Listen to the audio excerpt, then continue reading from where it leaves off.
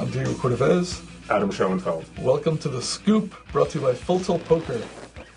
Today we've got a young man who made a very gentle introduction to the world of poker. At age 21, he just won 2 bracelets, and he was chip leader in 2 other tournaments and finished in the top. He finished in the top 3 in 4 events, including 2 wins at the World Series of Poker. Yeah, nothing. But this guy's part of a disturbing trend, which we've talked about, which is these young punks come in and they're super smart. Right. They know what they're doing. They know how to handle themselves. I don't like that. See, it used to be in my day, this is back when I was playing with Lakeside Louie and Sam Moon and these guys. Bobby Brazil. If a 21-year-old guy showed up and won like $1 million or $1.5 million, whatever it was, in 2 weeks, he'd spend it all on hookers and the pit. He wouldn't, and then he'd think he was the greatest player ever. I don't need to learn anything else. Right. I'm the greatest ever. I'll just keep winning every year. I'll just win 2 or 3 tournaments and at the World Series. Some of our recent guests, and we'll see today with Jeff, they're not that way. No, they're very thoughtful, and they actually have kind of a maturity that will benefit them. But all joking aside, a lot of guys in the old days did come out strong and then not always maintain it. They didn't really think things through. So good guest to have. So young guys these days, when they emerge, you ask them, how did you get to this point? They say, I played 27 million hands per day, 12 table. But when you made your big splash at the World Series, I thought I read that you said that you'd really systematically studied books and prepared. And is that accurate? Or yeah, I mean, I think a lot of guys talk about like how many hands you play, and they think that transfers to just like, I played this many hands, this is how good I am. Mm-hmm. But for me, it was more like, learning the game and like, studying different concepts. And then it's not even about how many hands you play, it's just about understanding situations and kind of being able to use like that knowledge you like learn from books or whatever, even watching on TV. And, and I played more live too, and I think live experience is really important especially if you're playing live tournaments, obviously, so. You've been playing at a casino where 18 was the minimum age, which in the U.S. is pretty rare. So it might have given you an edge in terms of live tournaments. Yeah, definitely. I mean, a lot of people don't live in areas where there's like an Indian casino nearby, so I kind of took advantage of that. It was like 30 minutes from where I was going to school, the Indian casino. So, yeah, I played like a lot of tournaments there, some cash games, and just, I think that's why I got good fast, is that, it wasn't about online. I actually got the person-to-person experience. When you went to the World Series, this is 06, right? Mm-hmm. Did you feel confident that I'm ready to do well? Obviously, you couldn't know how well you would do, but or did you feel just, I'm taking a shot, I'm nervous? What were your thoughts? I mean, I've been doing really good, like, with my friends, home games, whatever, so you have that confidence that, you're one of the best in your little environment, so you don't have the perspective of, like, oh, there's so many good pros. Like, I knew there was good players, and, I was a little nervous, but I really did so well because I was coming in with confidence, and I had nothing, there's no expectations. I had never done anything in the poker world.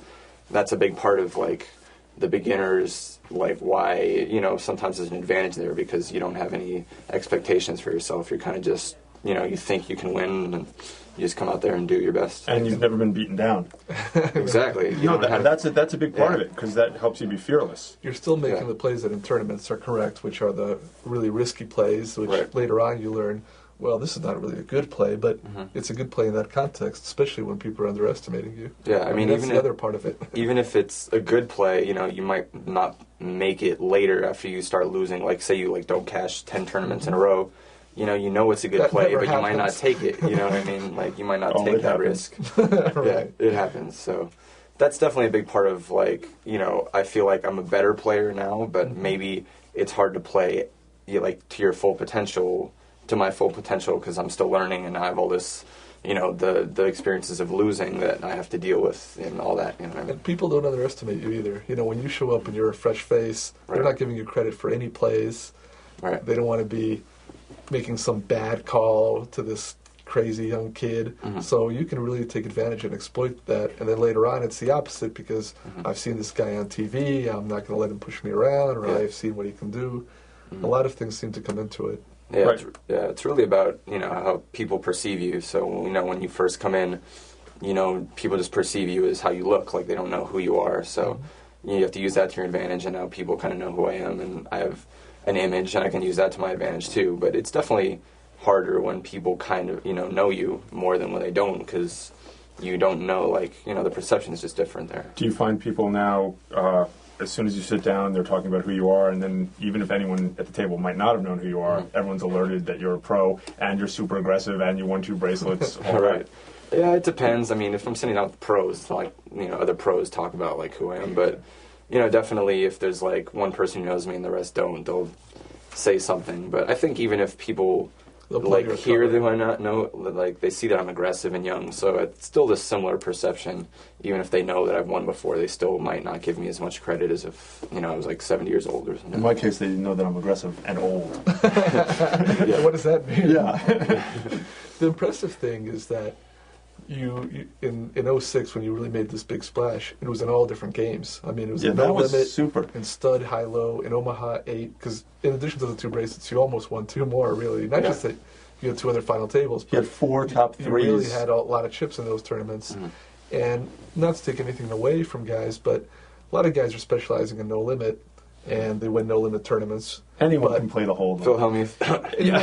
Anyone can win the Hold'em. Would be Phil Hellmuth. Yeah. But to come in at a young age and dominate in a whole variety of games takes something else. So, did you have a lot of experience in those games, or was it just playing tournament strategy and hitting the right spots? I had some experience and maybe played some online, maybe some Omaha Live. But again, with tournaments, it's really just in poker in general. If you have good poker like habits, good techniques, then it's really not about the game. You learn the rules of the game.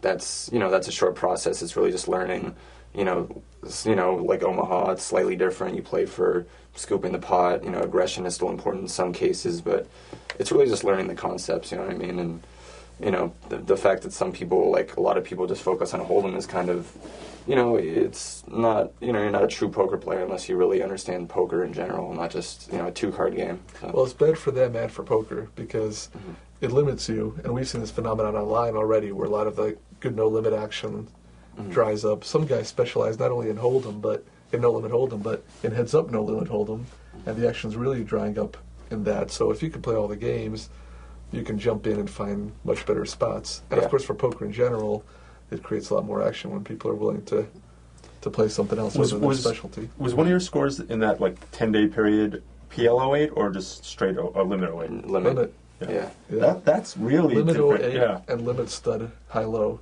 which are 2 more technical games. Yeah, I think, I definitely didn't have so much experience in them, but I was just, I just came in again. It was a perception, and, people will see me and they probably don't even expect I know how to play Stud, you know what I mean? So, yeah, I think I had that to my advantage.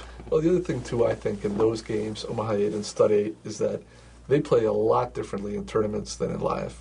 Much more so than Hold'em, where you can play more or less the same.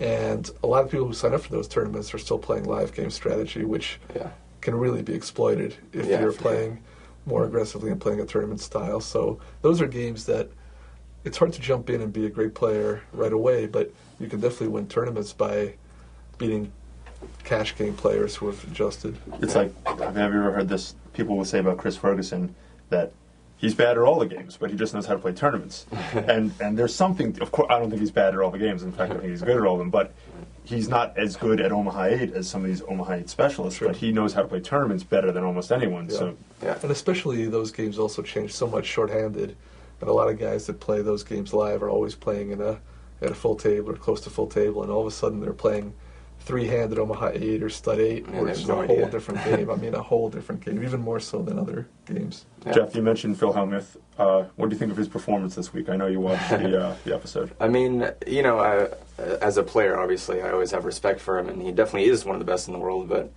his antics are just kind of, like, I don't know if he takes himself seriously when he's doing all that stuff, but I don't know, it's kind of...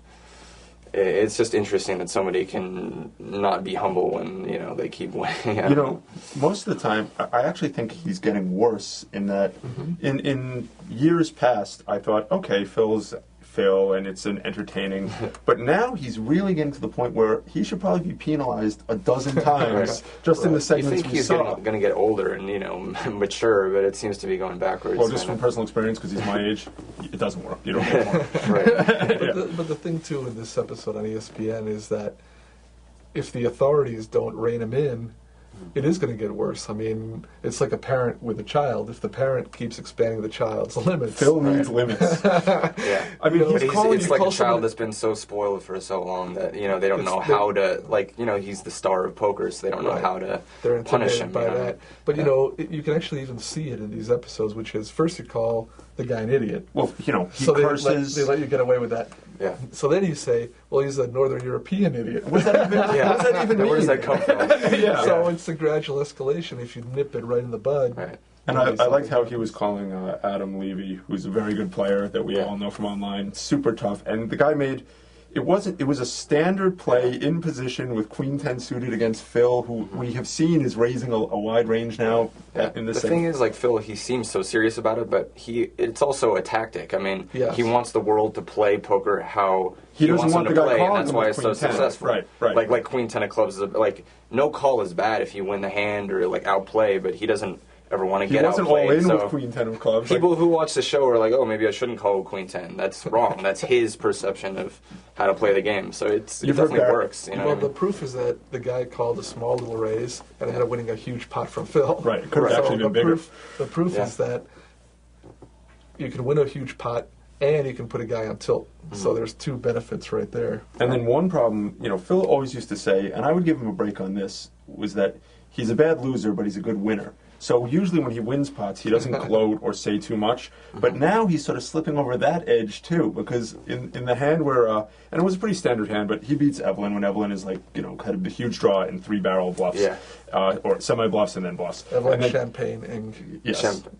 Champagne. See, you're too young for this, but there was this famous singer in the 70s called Evelyn Champagne King. Oh, really? So I named Evelyn Champagne Ing, but it's like lost on. Yeah. I love it though. I know. This guy knows what I'm talking about. Oh. So, Phil beats Evelyn in that pot, and he played it well, and then he gets up and he's yelling to his sister, Mal, I get all the chips. Yeah. And it's like, so now he's not even a good winner anymore, because now he's gloating when he wins a standard hand. It's like Evelyn. And Evelyn didn't say a word, it's like she's not been antagonizing him. Yeah.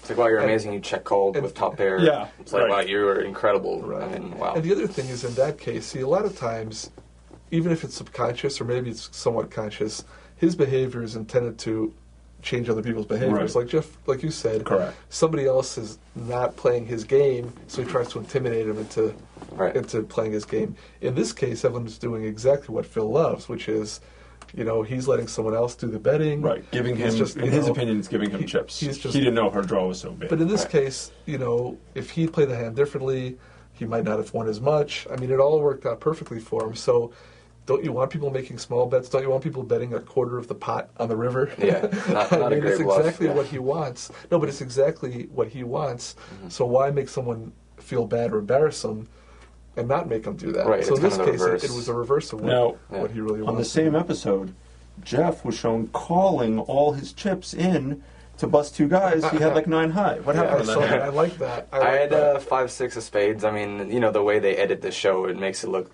like I'm a donkey or something. Well, no, they just didn't.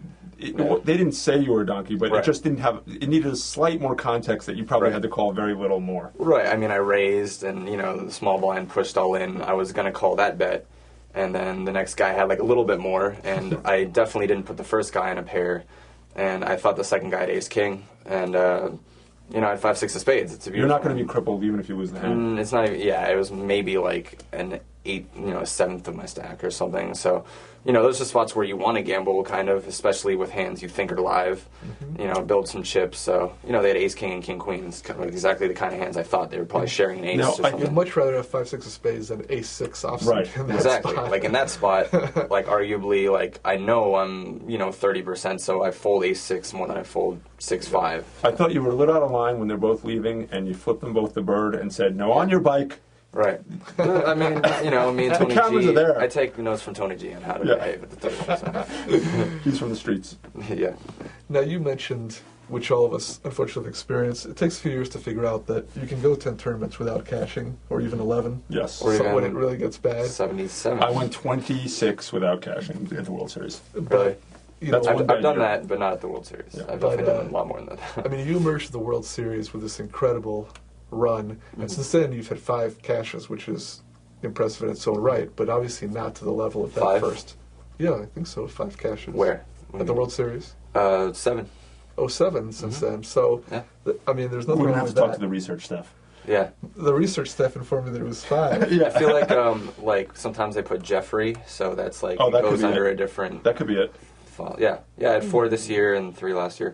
Last year I didn't have a great year. This year I had an above average year. With a mean, super 3 good and run in the main event. Yeah. I mean, 3 and 4 is a solid return. It's not the same as showing up and almost winning 4 bracelets Right. in the span of 2 weeks or so. Is that just the way the chips fall? I mean, we ask a lot of people, but we've all experienced it. Or is it just a matter, as we said before, where people adjust and things? I mean, are different? it's not how the chips fall. I mean, as I said, like I feel like I'm a better player now, but it's all it's all up here. Like the game is all up here. So when you come in a certain way with that confidence and being new and not having all the losing like thought, it's easier. So I'm still 23, so I'm still coming into my own, and it's definitely not about the cards at all. It's not about anything except myself. You know what I mean? That's what it's always about. People can blame outside sources, but in the long run, it's just it's just about me just learning to play my full potential. And I still, even though I had a good run this year, 4 cashes, 1 final table, and I still feel like I did not play my best. And it's partly because I'm young, and it's about the discipline, and it's just all mental. You know what I mean? You had a really good run in the main event, and I think it's actually good because they've shown you, and that just means they're setting you up to be shown more. Right. We like to get TV exposure. Yes, we do. But the structure was so flat. From the time I went out, I got 27,020. You lasted like 300 spots more. Right. I think you got like 41,000. Like 44. That's why you had to gamble, Right. in those earlier phases. 'Cause, Yeah. there was no point in holding on. There's no point. And that's why as soon as the bubble bursts, 100 people go out like in 2 before seconds. you can blink. Right, It's just yeah. amazing. They're Every just holding table on. they're calling all in, guy going out. And it is correct, which people don't realize, which again, when you watch the shows and you see some hands that don't seem to make sense, and given the payout structure, they do make sense. That's why Makes sense it together. was okay that Jeff called all his chips with 5-7 on it. But you know what? It might be in some cases. Yeah, no, I mean, it might in be. some cases where you get yourself you're making a play, you get trapped. You might not be getting quite the right price, but again, given the payout structure, you figure, why not? Right. Not every I'll take a decision, chance. in tournaments, not every decision has to be so mathematical because it's like, the implied advantage, like, oh, I'm gamble here, it's a decent spot, Right. I know, not getting the right odds, but if I get these chips, Especially when the next money jump is $2,000 and first place is 9.1 million, for Right. example. Right. I could have held on 3 more spots to get another like $40. I considered it. Yeah. In retrospect, I kind of regret a couple decisions, like nearing like the 200 mark or something, where I probably should have gambled, and then I started dwindling a little bit, and when I busted, it wasn't really like I made a bad play. I just I maybe should have gambled a little more earlier, because I got like 112th. When I get down to like 60, the money starts getting bigger and bigger. So I Definitely should have does. gambled a little earlier and not worried about moving up to like 100th. So Right. Are you playing all the Bellagio's or any of them? yeah, I'm playing a good amount. I've played 3 so far. They're pretty small, but I've been doing well in them. But only the final 9 get paid, so you can do well and still. Right. I like bubbled the final table the other day, and kind of frustrating. But That's a good feeling. yeah, I don't know. It's another spot where, again, you have to gamble if they're paying one table, the final Yeah. table. Definitely. But you see in the main event this year, guys who made it to the final table, they took their chances early, and you read about some crazy hands, but there's a big value, especially this year, in making the final table there. So, Yeah, it's huge. that'd be the one you don't want to bubble the final table, for Right. example. Right. Jeff, I can tell you're going to have a lot of success. You've got the right attitude. And I think a big thing is, even when you've had success, to still understand that you still have to do things Still have to work. maintain You that still have to success, do what that you did. It it's doesn't not just come to you. magically going to keep, Right, no one's gonna keep give you happening. anything. But I have no doubt, just based on everything you said, that you'll have a lot of success. So Appreciate thanks it. for joining us here. Thanks, Jeff. Yeah, thanks for having me. guys. Thanks for joining us on The Scoop, brought to you by Full Tilt Poker. Write to us at thescoop@cardplayer.com. Get all sorts of free, valuable gear you can resell on eBay. And join us here on Card Player TV.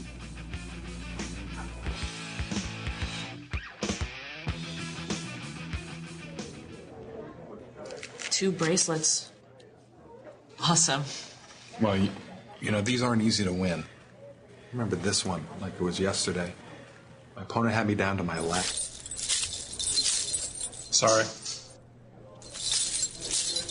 Anyway, it's down to my last few chips. So I had to call. We play at fulltailpoker.com.